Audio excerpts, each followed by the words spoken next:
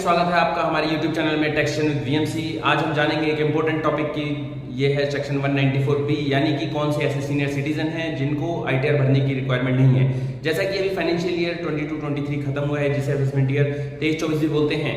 इसमें ऐसा सेक्शन जो पिछले फाइनेंस एक्ट में आया था, उस सेक्शन के अंदर बताया गया है कौन से सीनियर सिटीजन हैं जिनको रिटर्न भरने की रिक्वायरमेंट नहीं है। इसे हम डिटेल में जानते हैं।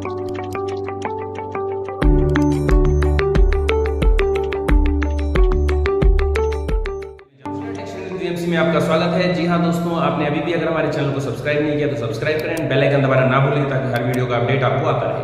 आइए जानते हैं। सबसे पहले हमें ये जानना जरूरी है किसको आईटीआर फिलिंग करनी रिक्वायरमेंट है, यानी किसके लिए मैंडेटरी है। इसको एज के अकॉर्डिंगली हम डिवाइड कर सकते हैं। अगर किसी पर्सन की ग्रॉस टोटल इनकम यानी विदाउट डिडक्शन लेने से पहले ग्रॉस टोटल इनकम अगर हमारी 2,50,000 होती है, अगर कोई पर्सन है जिसकी एज 0 से लेके 60 ईयर्स के बीच में है, तो उसके लिए 2,50,000 की लिमिट है। अगर आपकी बेसिक एग्जेम्पशन लिमिट से ऊपर है तो आईटीआर भरने की रिक्वायरमेंट है।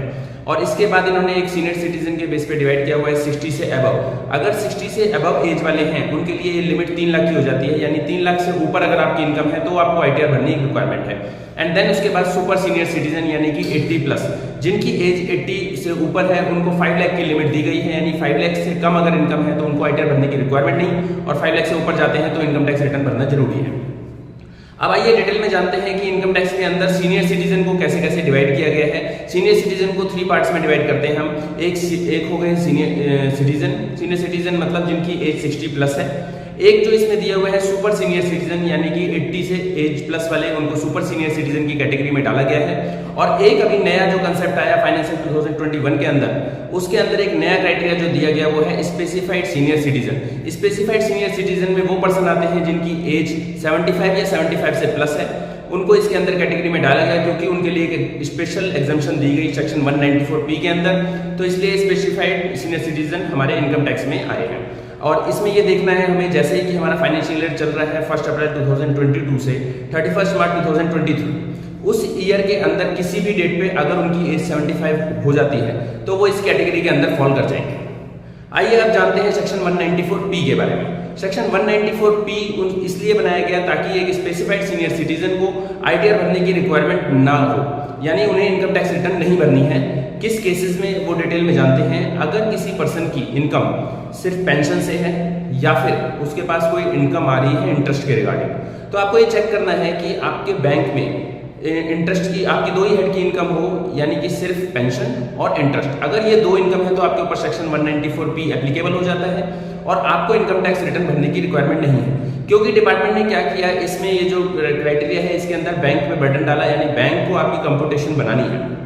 लेकिन जो इसमें पॉइंट ध्यान रखना है वो ये पॉइंट है कि आपकी 2 ही हेड की इनकम होनी चाहिए और सेम बैंक अकाउंट से होनी चाहिए। यानी कि अगर ऐसा नहीं है कि आपकी एक बैंक अकाउंट में SBI में मान लो आपकी पेंशन आ रही है और आपने FD जो है वो PNB में बना रखी है, तो आप पे सेक्शन 194B एप्लीकेबल नहीं होगा।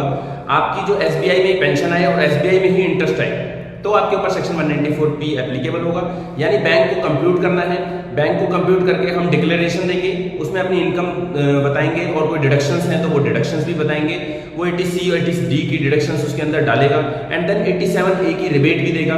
तो जो आपका टैक्स बनेगा उसको डिडक्ट कर लेगा और यानी आपको रिटर्न भरने की रिक्वायरमेंट खत्म हो जाएगी। लेकिन ये ध्यान रखना है कि हमारी कोई और हेड की इनकम भी नहीं होनी चाहिए। आपकी सिर्फ 2 ही इनकम पे 194B एप्लीकेबल होगा। तो अब अगर आपके पास, आप चेक कर सकते हैं, आपकी अगर इंटरेस्ट और सिर्फ पेंशन की इनकम आ रही है और सेम बैंक में आ रही है तो आप रिटर्न भरने की आपको रिक्वायरमेंट नहीं है। तो आप ये चेक कर लीजिए 194B अगर आपके ऊपर एप्लीकेबल हो रहा है तो आप इसका बेनिफिट उठाइए और आपको इनकम टैक्स रिटर्न भरने की रिक्वायरमेंट